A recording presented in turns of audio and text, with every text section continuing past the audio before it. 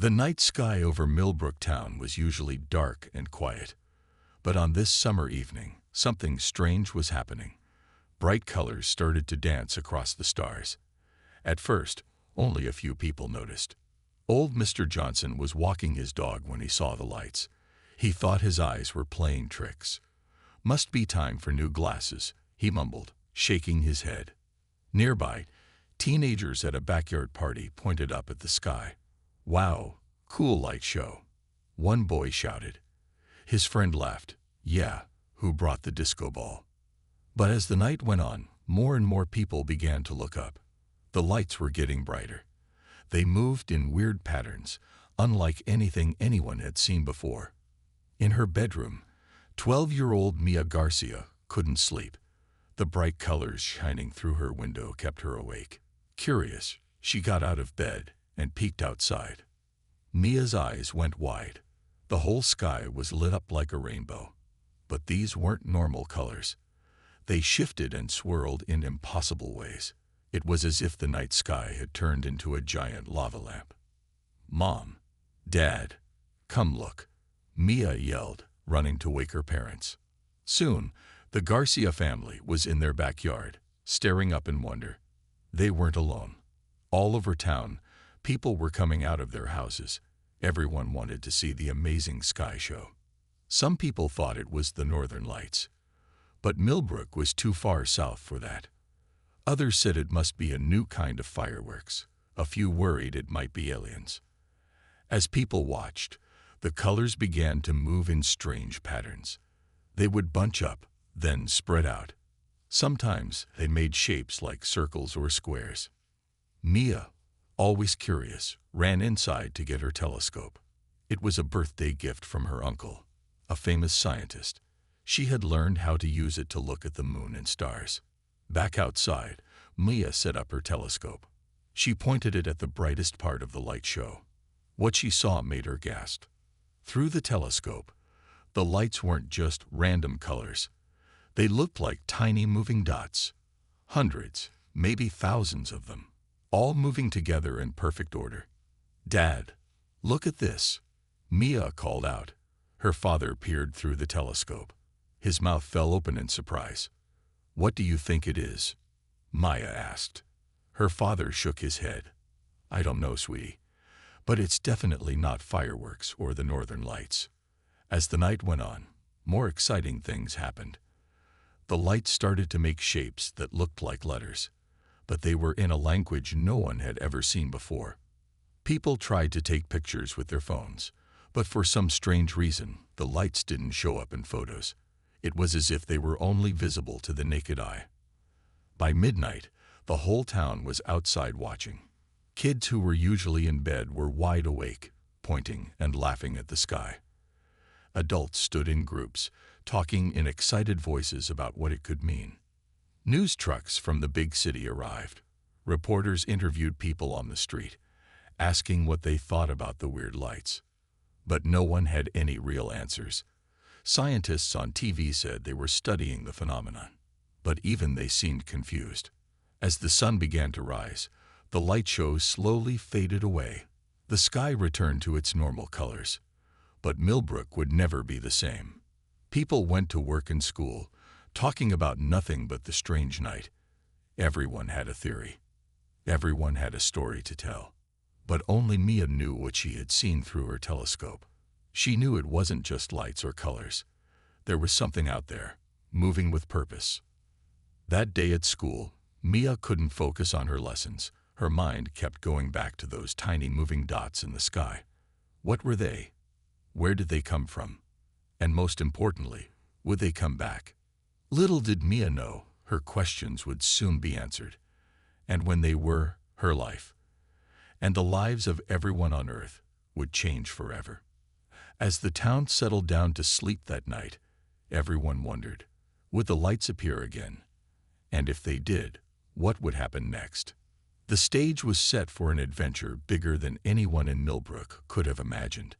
And at the center of it all was a curious girl with a telescope, ready to uncover the truth behind the weird lights in the sky. The morning after the strange light show, Mia woke up early. She couldn't stop thinking about what she had seen through her telescope. As she ate breakfast, she made a big decision. She was going to call her Uncle Jack. Uncle Jack wasn't just any uncle. He was Dr. Jack Garcia, a famous scientist who worked for HFY, the search for extraterrestrial intelligence. If anyone could help Mia understand the weird lights, it was him. With shaky hands, Mia dialed her uncle's number. To her surprise, he answered right away. "Uncle Jack, did you see the lights last night?" Mia asked excitedly. "Lights? What lights?" Uncle Jack sounded confused. Mia told him everything. About the colorful sky, the strange patterns, and what she saw through her telescope. As she spoke, Uncle Jack got very quiet. "Mia," he said finally, "I need you to do something for me. Can you write down exactly what you saw? Every detail. It's very important." Mia agreed. She spent the next hour writing everything she could remember. When she was done, she took a picture of her notes and sent it to her uncle. A few minutes later, her phone rang. It was Uncle Jack again. "Mia, listen carefully," he said. His voice sounded serious. "What you saw last night wasn't just pretty lights. I think it was a message." Mia's heart started to race. "A message? From who?" "I'm not sure," Uncle Jack replied. "But I think it might be from someone not from Earth." Mia's jaw dropped. Aliens? Real aliens trying to talk to Earth? It seemed impossible, but Uncle Jack wouldn't joke about something like this. "What do we do now?" Mia asked. "I'm coming to Millbrook," Uncle Jack said. "I need to see this for myself. And Mia, don't tell anyone else about this." Not yet. The rest of the day felt like a dream to Mia. She went to school, but she couldn't focus on her lessons. All she could think about was Uncle Jack's words. A message from space. When she got home, she found a surprise waiting. Uncle Jack was already there, talking to her parents in the living room. He had driven all night to get to Millbrook. "There's my star detective," Uncle Jack said when he saw Mia. He gave her a big hug. Ready to do some real science. For the next few hours, Mia and Uncle Jack worked together in the backyard. They set up special cameras and computers. Uncle Jack even brought a bigger, more powerful telescope than Mia's. As the sun set, they waited. Would the lights come back? Minutes felt like hours. Then, just as Mia was about to give up hope, it happened. The sky lit up again. This time, Uncle Jack was ready. His computer started beeping and whirring. On the screen, strange symbols appeared. They looked a bit like the letters Mia had seen the night before. "It's a code," Uncle Jack whispered, "and I think I can crack it." For the next hour, Uncle Jack typed furiously on his computer. Mia watched in amazement as he worked. Slowly, the weird symbols started to change into English words. Finally, Uncle Jack sat back in his chair. His face was pale. "Mia," he said softly, "we did it. We decoded the message." Mia leaned in close to read the screen. The message was short, but it made her heart skip a beat. "Help he needed. Stranded in your solar system. Fuel depleted. PC fuel intentions. Please respond." "Oh my gosh," Mia breathed. "They're asking for help." Uncle Jack nodded. "Yes, and they're close. Somewhere in our solar system." "Mia, do you know what this means?" Mia thought for a moment. Then her eyes went wide. "We're not alone in the universe." "Exactly," Uncle Jack said. "And now we have to decide what to do next."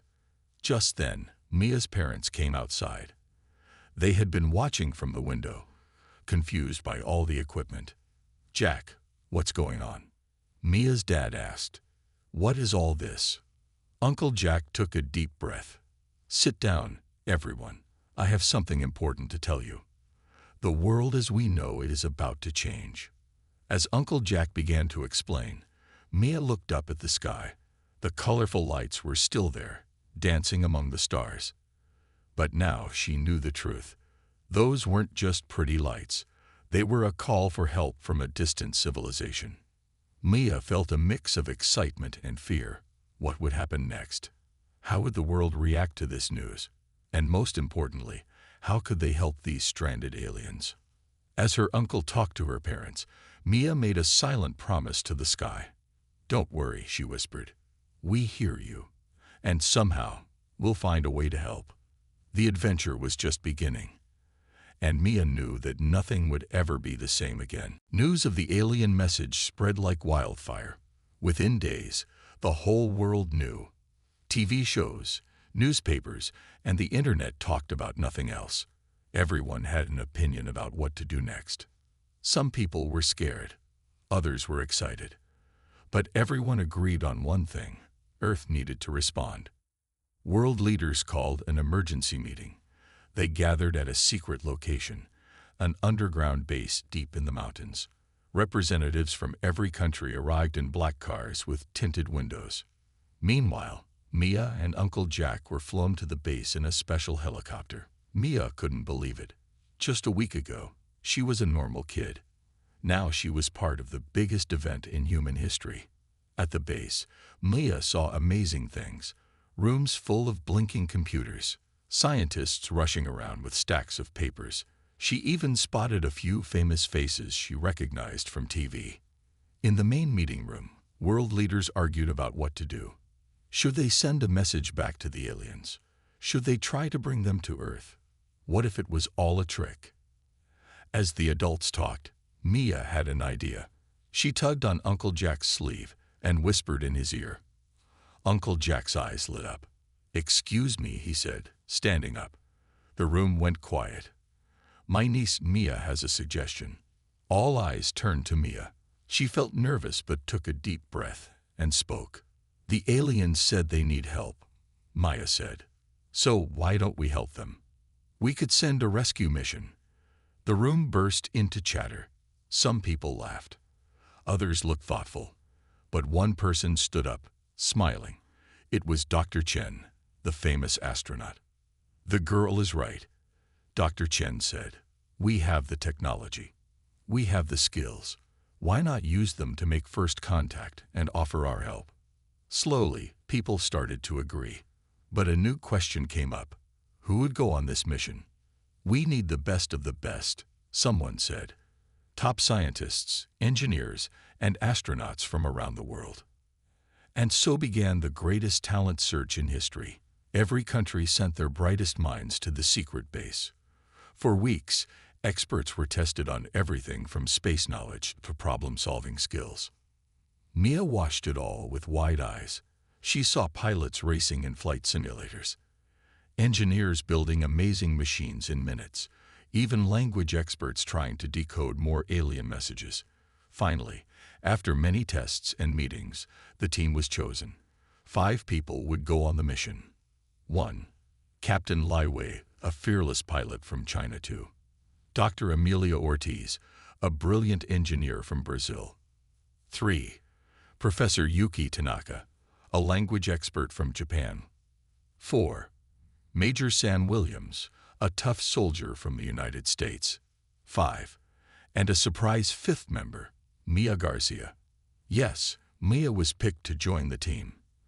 At first, the adults weren't sure, but Uncle Jack convinced them. Mia's quick thinking and unique way of seeing things could be valuable.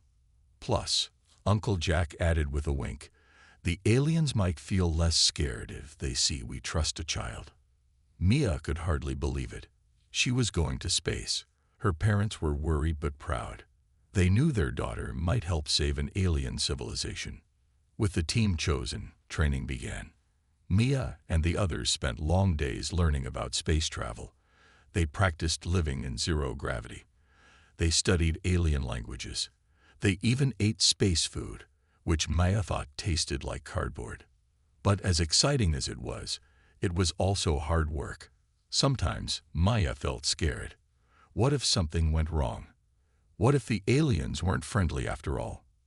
During one tough day of training, Mia felt like giving up. But then Captain Lai sat next to her at lunch. "You know, Mia," the captain said kindly, I was nervous too when I first became an astronaut. But do you know what helps me be brave? Mia shook her head. I remember that I'm not alone, Captain Lai said. I have my team. We help each other. Together, we can do anything. Mia smiled. She looked around at her teammates, the scientist, the engineer, the soldier, and the language expert. They were Earth's best. And now, she was one of them. As weeks passed, the team grew closer. They weren't just colleagues. They became friends. They joked together, helped each other, and shared their hopes and fears about the mission. Finally, after months of preparation, the big day arrived. The team put on their spacesuits and headed to the launch pad. A huge crowd had gathered to watch. As Mia climbed into the spaceship, she took one last look at Earth. She saw her parents waving, tears in their eyes. She saw Uncle Jack giving her a thumbs up. She saw thousands of people cheering. Mia felt a mix of excitement and fear. They were about to leave Earth and fly into the unknown. But she wasn't alone. She had her team. And together, they were ready for anything. The countdown began. 10, 9, 8. Mia took a deep breath. This was it. The greatest adventure in human history was about to begin. 3, 2, 1. Blast off. The spaceship shot up into the sky like a giant firework. Maya felt her body press hard against the seat. Her heart raced as they zoomed higher and higher. Soon, the blue sky turned black. Tiny stars appeared all around them. We've reached orbit, Captain Lai announced. Everyone okay? Mia looked around. Dr. Ortiz was checking some screens. Professor Tanaka was writing in a notebook. Major Williams gave a thumbs up. All good here, Captain, Maya said, trying to sound brave. Excellent, Captain Lai smiled. Now let me introduce you to our real ride. Mia was confused. Weren't they already in their spaceship? But as she looked out the window, she gasped. Something huge was appearing in front of them. It looked like a giant silver butterfly. Its wings sparkled in the sunlight. In the middle was a round part that looked like a big ball. Team, Captain Lai said proudly. Meet the Stardancer, the most advanced spaceship ever built. The small ship they were in moved closer to the Stardancer. With a soft bump, they connected to it. A door opened, and the team floated inside. Mia's eyes went wide as she entered. The inside of the Stardancer was amazing. Smooth white walls curved around them. Lights blinked everywhere. In the center was a big room with comfy-looking chairs. "Welcome aboard," said a friendly voice. A hologram appeared, a smiling face made of blue light. "I'm ARIA, the ship's eye assistant." "Wow," Mia breathed. "This is so cool." Captain Light chuckled. "You haven't seen anything yet. ARIA, give us a tour, please." As they floated through the ship, ARIA showed them amazing things. 1. The bridge, where they would control the ship. It had big screens showing space all around them. 2. The lab, full of weird machines for studying aliens and space stuff. 3. The garden, a room with real plants and trees, giving them fresh air and food. 4. The holodeck, a special room that could turn into any place they wanted, like a beach or a city. 5. The engine room, where the ship's special drives were. They looked like glowing blue balls. But the coolest part was yet to come. "Now," Captain Lai said, "let me show you what makes the Stardancer truly special." He pressed a button. Suddenly, the ship's walls turned clear like glass. Mia could see space all around them. "The Stardancer can change how it looks," Captain Lai explained. "We can make it invisible or make it look like anything we want." To show what he meant, Captain Lai pressed more buttons. The ship turned bright red. Then it looked like a fluffy cloud. Then it disappeared completely.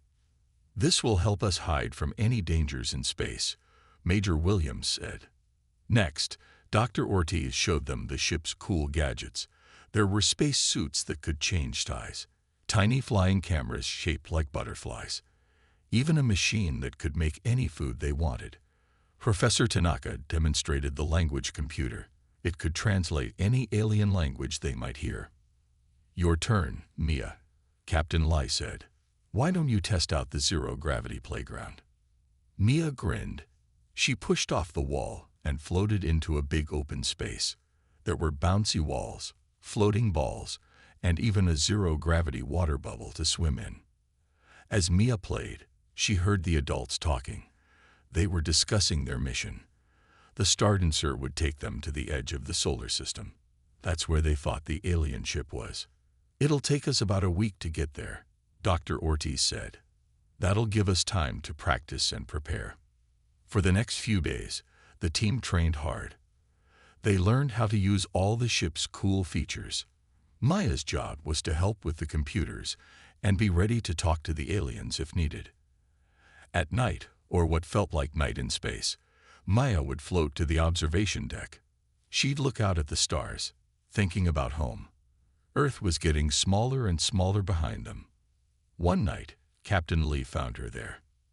"Nervous?" he asked kindly. Mia nodded. "A little. What if we can't help the aliens? What if something goes wrong?" Captain Lee put a hand on her shoulder. "That's why we have the coolest ship ever," he said with a wink. "No matter what happens, the Stardancer will help us through it. And don't forget, we have the best team too." Mia smiled, feeling better. She looked back out at the stars. Somewhere out there, aliens were waiting for help, and they were on their way. As if reading her thoughts, Araya's voice came over the speakers.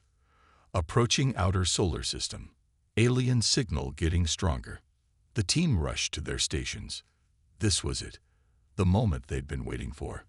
"All right, team," Captain Lai said, his voice strong and sure. "Let's go make history." The Stardancer's engines hummed. In a flash of blue light, they shot forward into the unknown, ready for whatever space had in store for them. The Stardancer zoomed through space, getting closer to the alien signal. Everyone on board was excited and nervous. Mia's heart beat fast as she watched the radar screen. "Alien ship detected," Araya announced suddenly. "Visual contact in 3, 2, 1. The ship's windows cleared, giving them a perfect view of space. At first, Maya saw nothing but stars. Then something huge appeared. It wasn't one ship. It was hundreds. They looked like giant, colorful jellyfish floating in space. Each ship glowed with soft, pretty lights.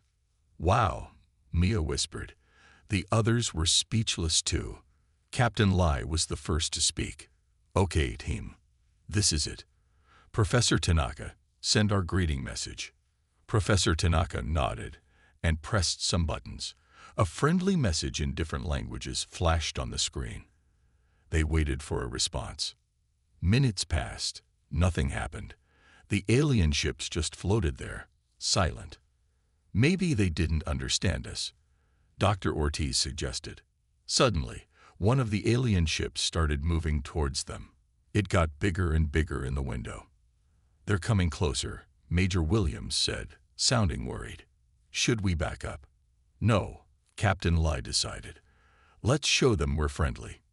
"Mia, wave to them." Mia stood by the window and waved big and friendly. The alien ship stopped right in front of them. It was huge, at least 10 times bigger than the Stardancer. Then something amazing happened. A part of the alien ship turned clear, like a window.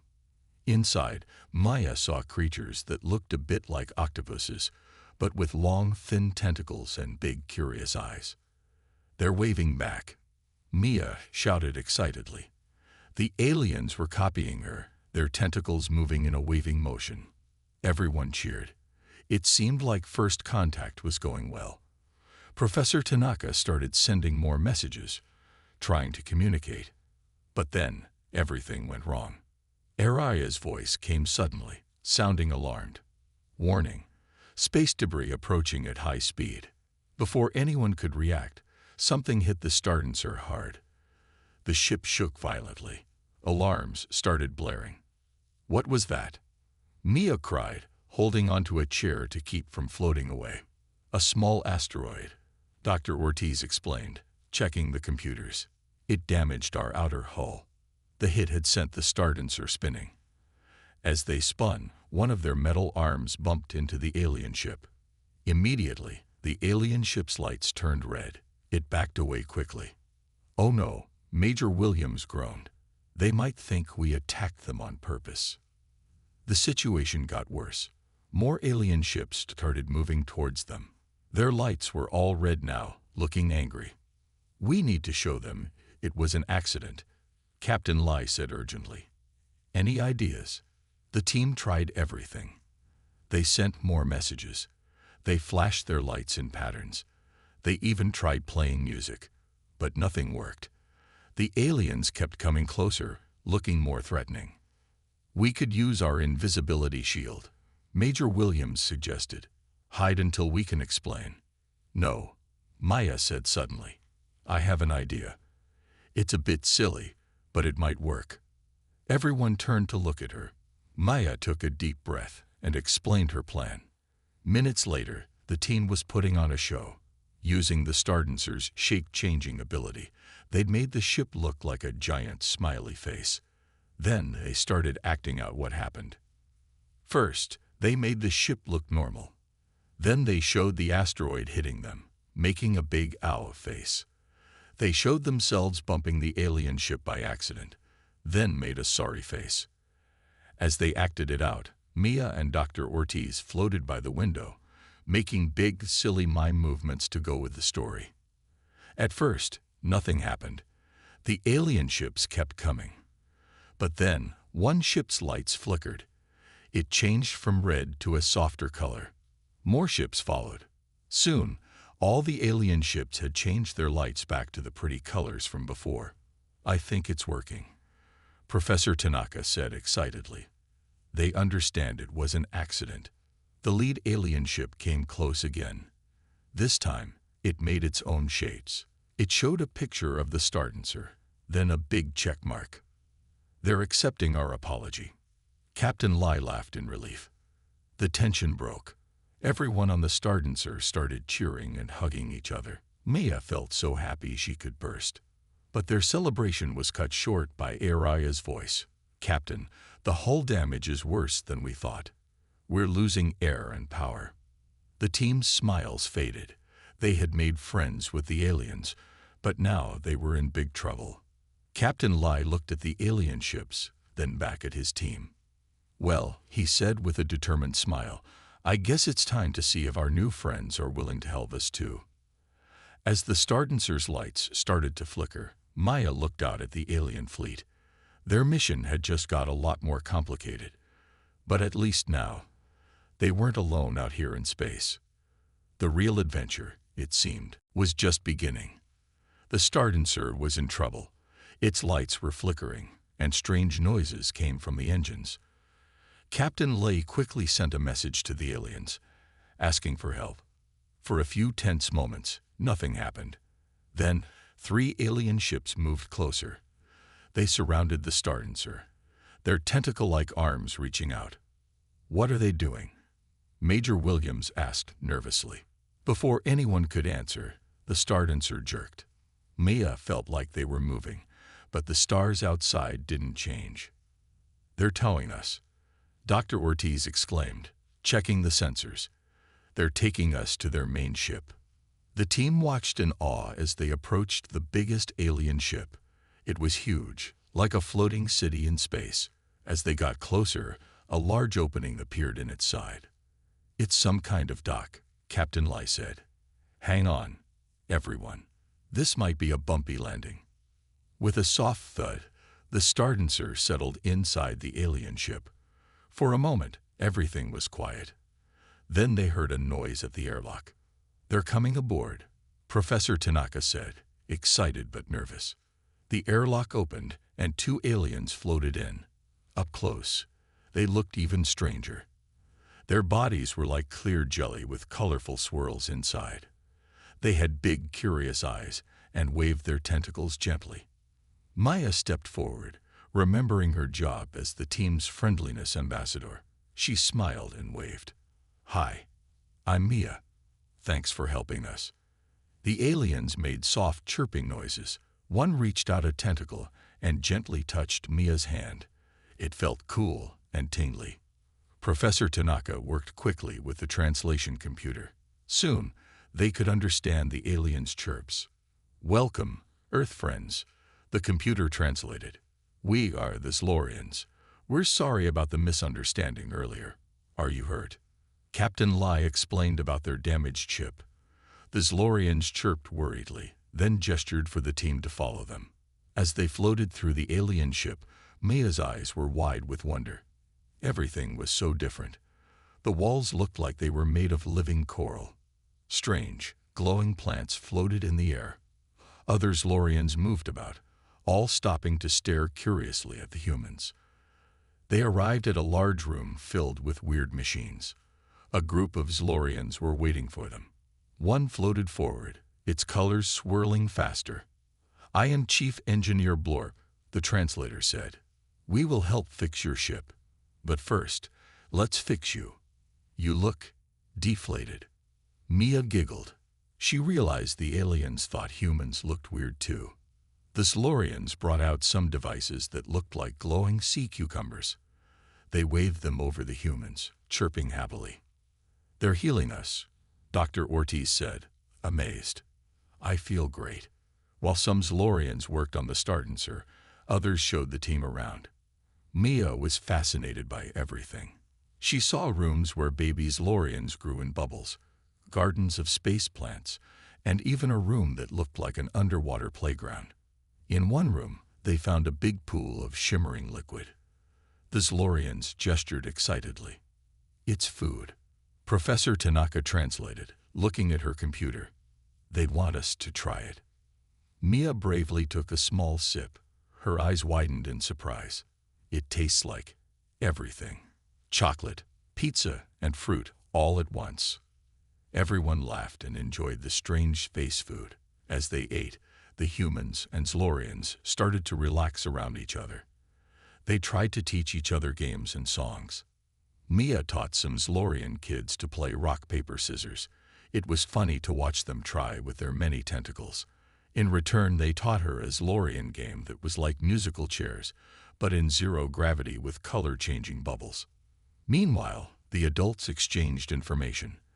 The Zlorians explained that their ships had run out of a special fuel. They couldn't make more without a rare material found only on rocky planets. "That's why we sent the signal," Chief Blorp chirped. "We hoped someone could help us get home." Captain Lai nodded understanding. "And that's exactly why we came. Earth wants to help you." Both sides were excited. Humans had the materials the Zlorians needed, and the Zlorians could share their amazing technology.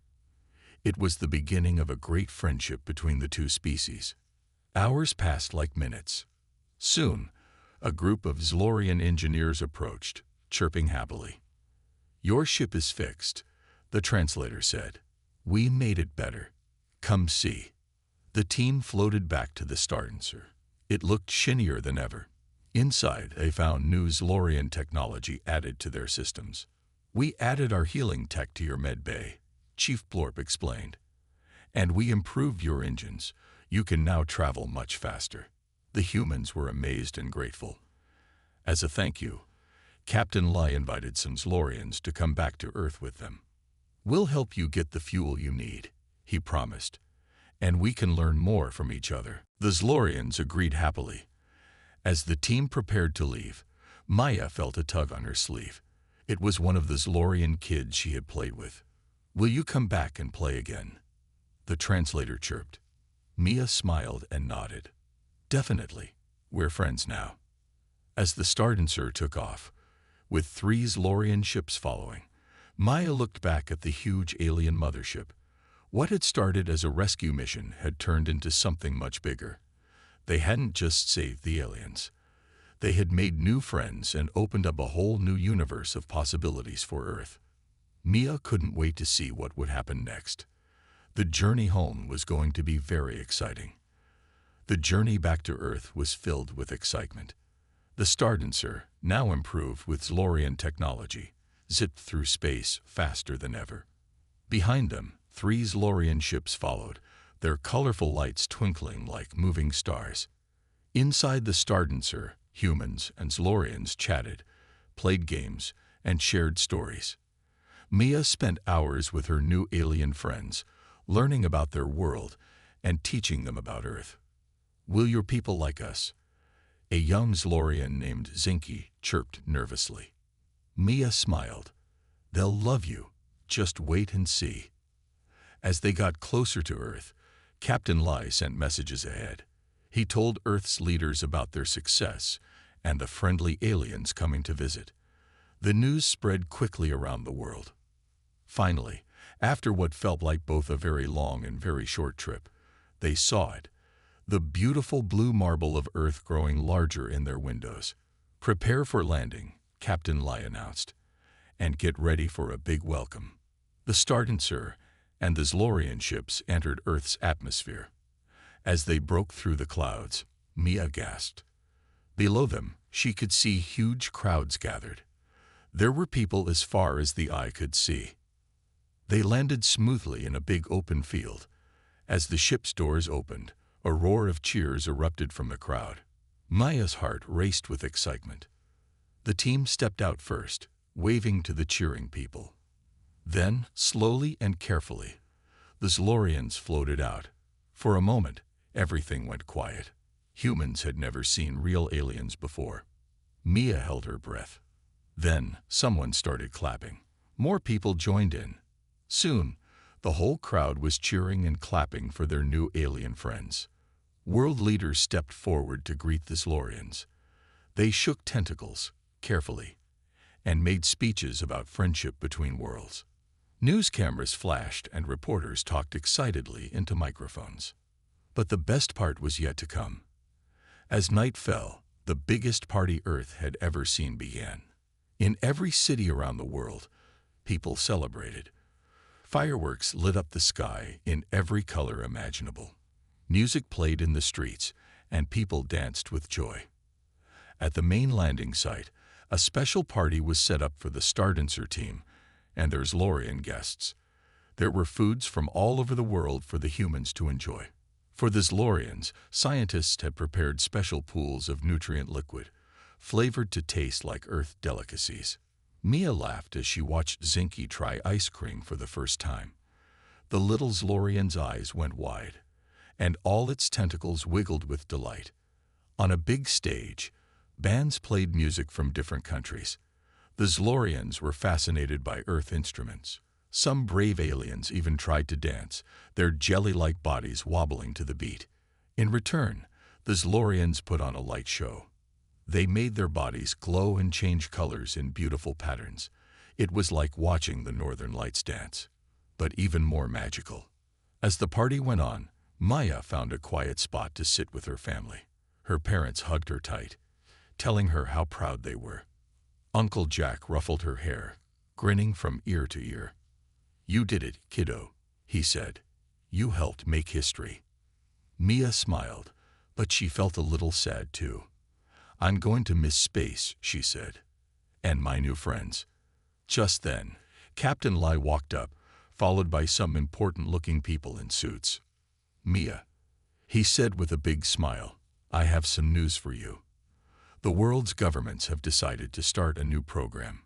We're going to build a space station where humans and Zlorians can live and work together." Mia's eyes widened. "Really?" Captain Lai nodded. "And they want you to be part of it, as our junior ambassador to the Zlorians. What do you say?" Mia jumped up, shouting yes. She hugged Captain Lai, then ran to tell Zinky and her other Zlorian friends the good news. As the night went on, more amazing things happened. Scientists from Earth and Zloria started planning joint projects. World leaders talked about a new era of peace, inspired by their cosmic neighbors. Kids from around the world sent messages, asking how they could become space explorers too. Near midnight, Maya stood with her team, watching the festivities. The sky was filled with fireworks and the glowing shapes of Zlorian ships. People and aliens danced together, laughed together, and dreamed together of a bright future. "We did good, team," Captain Lai said softly. Dr. Ortiz nodded. "We came to space to save them. But in a way, they saved us too. They've given Earth a new purpose, a new hope." Mia looked up at the stars, twinkling brightly above the celebration.